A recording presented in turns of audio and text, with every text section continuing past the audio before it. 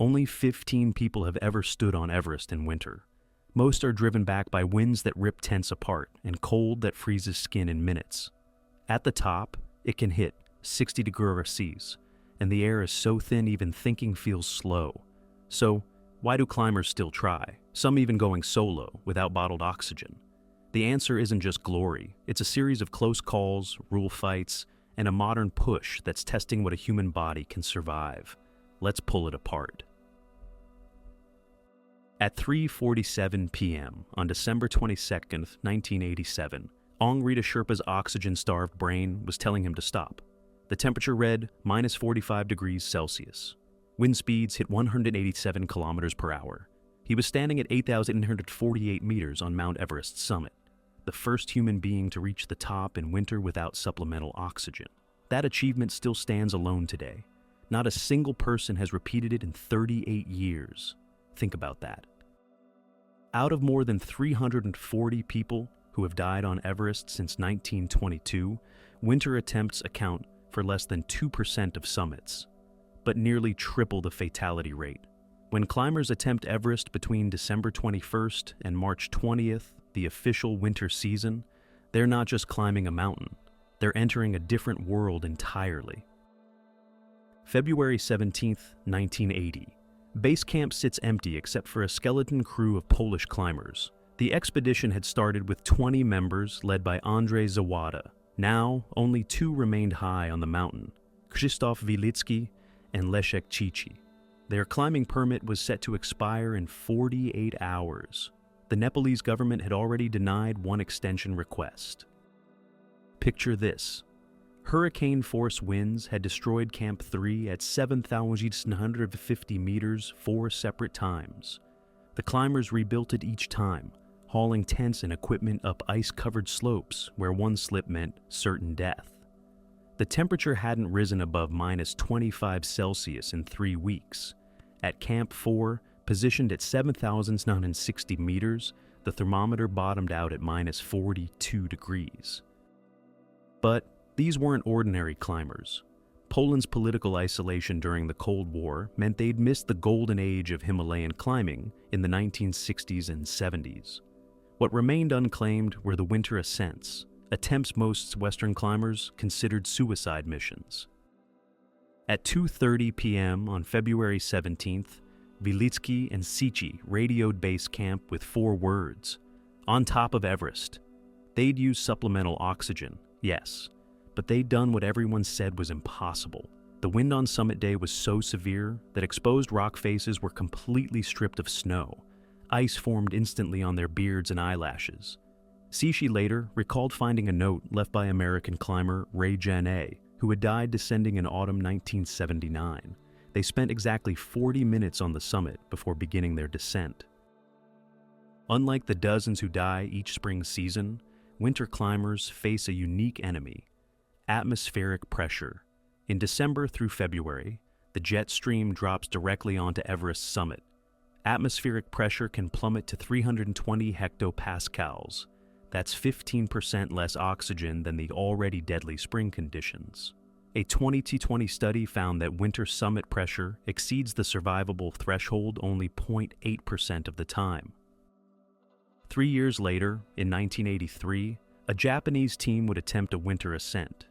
2 climbers, Yasuo Kato and Toshiaki Kobayashi, reached Camp 3. Neither returned. Their bodies were found the following spring at 7,900 meters. Kato had previously summited Everest 3 times in better conditions. Experience meant nothing against winter's fury. Just 237 meters away from where the Japanese climbers died, 4 years later, stood Ang Rita Sherpa. December 20th, 1987, 1 day into astronomical winter. The man they'd later call the Snow Leopard was making history, but he wasn't supposed to be there at all. Ang Rita had grown up herding yaks in Yilajung village, no formal education, could barely write his own name when he started working as a porter. The established Sherpa climbers told him to stay at low altitude until he proved himself. So he proved himself 10 times over, literally. He would go on to summit Everest 10 times without oxygen between 1983 and 1996. a record that remains unbroken.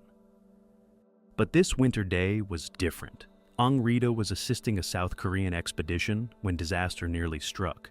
Separated from his team during a night climb, he and fellow climber Young-ho Hyo performed continuous aerobic exercises for 9 straight hours to avoid freezing to death. The temperature hit -50°C. Their headlamps had frozen solid. They couldn't stop moving, or hypothermia would claim them within minutes. Here's what makes Ang Rita's feat nearly impossible to replicate. On his summit day, atmospheric pressure measured 330 hectopascals, higher than 86% of all December readings. He'd accidentally hit a weather window that occurs less than 1 day per winter season. Modern analysis shows he was breathing air equivalent to 9,500 meters altitude instead of the usual 10,000 plus meters that winter brings. American climber David Breeshears, who shared a tent with Ang Rita at Camp 4, later confirmed that, while he'd offered oxygen for sleeping, Ang Rita never used it while climbing. "I can't think of a stronger climbing companion," Breeshears wrote. The achievement was so extraordinary that Guinness World Records officially recognized it in 2017 as a record unlikely to ever be broken. Let that sink in. Since 1987, exactly 0 climbers have reached Everest's summit in winter without supplemental oxygen. Not one. 300 kilometers from Everest, another winter tragedy was unfolding. But this one would take 25 years to complete. March 6, 2013. The thermometer at Broad Peak Base Camp reads -38°C. 4 Polish climbers, Maciej Berbeka, Adam Bielecki, Tomasz Kowalski, and Artur Małek, have just achieved the first winter ascent of the world's 12th highest mountain, but only 2 would survive the descent. Berbeka, age 58, had unfinished business with this mountain. 25 years earlier, during a winter attempt in 1988, he'd stopped at what he thought was the summit. 3 months later, an article revealed the devastating truth. He'd stopped at the rocky summit, just 23 meters short of the true peak. For a quarter century, that failure had haunted him. The 2013 team left Camp 4 at 7,400 meters at 5:15 a.m., dawn in winter. They'd deliberately waited for daylight, following the traditional rule against night climbing in winter conditions. The weather forecast showed a 3-day window. Everything looked perfect. By afternoon, all 4 stood on the true summit at 8,047 meters. Then, everything went wrong. Berbeka began descending at a crawl. What should have been a 1-hour traverse from summit to saddle took him 7 hours. Witnesses watching through telescopes from base camp reported he was moving like a robot, taking 1 step every 30 seconds. Behind him, 27-year-old Tomasz Kowalski was struggling equally hard. Bielecki and Małek faced an impossible choice at -40 degrees, with winds approaching 200 kilometers per hour. Stop to help, and all 4 die. Continue down, and possibly survive. They continued down. The decision would haunt them forever.